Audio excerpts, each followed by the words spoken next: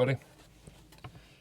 I am such a sucker for a square slider that I've been seeing this advertised on AliExpress and ended up buying one. So we're going to talk about this piece compared to a couple of the other square sliders and see what we got here. This is a 3D printed slider. If you want to compare sizes, I got the Klondike, the 3DC Printings slider, and then the Gao slider. So, if I took the Gao, you can see size-wise, this 3D printed one is pretty hefty.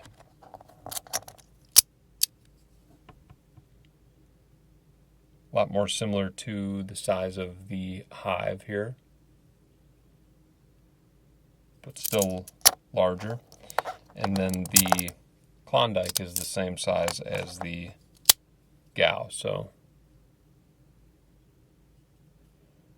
you can see about the same size around them.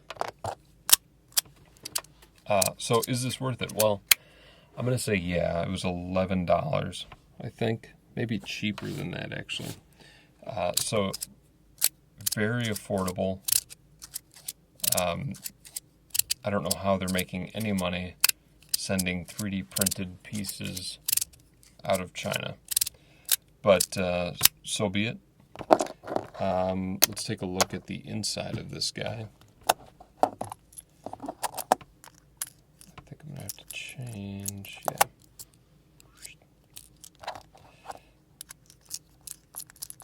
So it's got these 4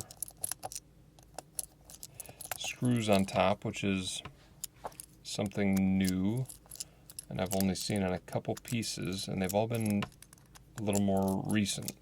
First off, it's just ridiculously long screws for some reason, but having the screws in the top versus most which have it in the plate, like a standard kind of traditional slider.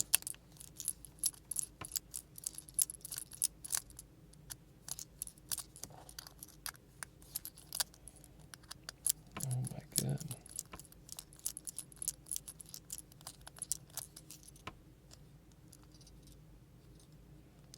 They are so long. Why?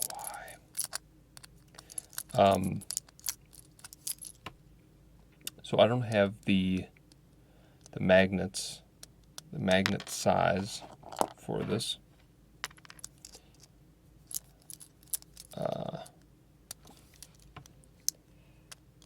But I will say that if I could make them a little stronger, I would.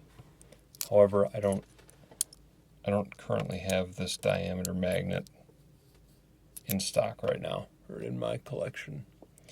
So it's just got these 4 pressed in,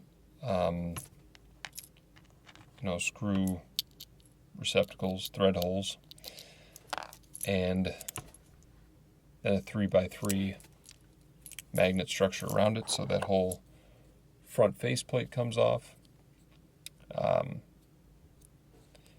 Really, it adds a lot of bulk that doesn't need to be there. It'd be kind of cool if they made just a flat faceplate. I think that would be nice.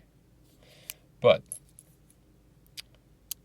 what I had originally thought was that they sent it with these white spacers around the magnet so that you could take the magnet out and potentially take the spacer out, put in larger diameter magnets, but those don't come out.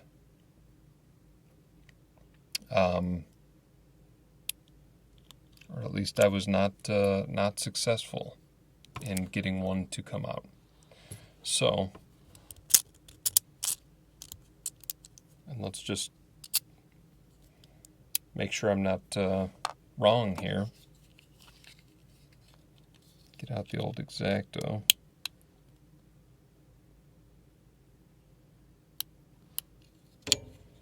Just to see.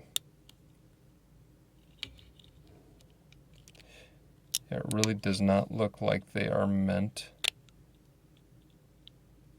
to come out of there. Which is too bad. I mean, what am I expecting from a AliExpress 3D printed fidget? But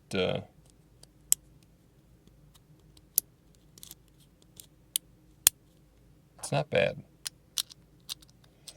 It's not bad. Just a little bulky. Magnets are a little weak. And that's about all I have to say about it. I mean, the print quality is fine. It looks nice. But I won't say too much about it. I think that's probably good enough. Let's get these 2 screws in here, and I'll give you one last sound test.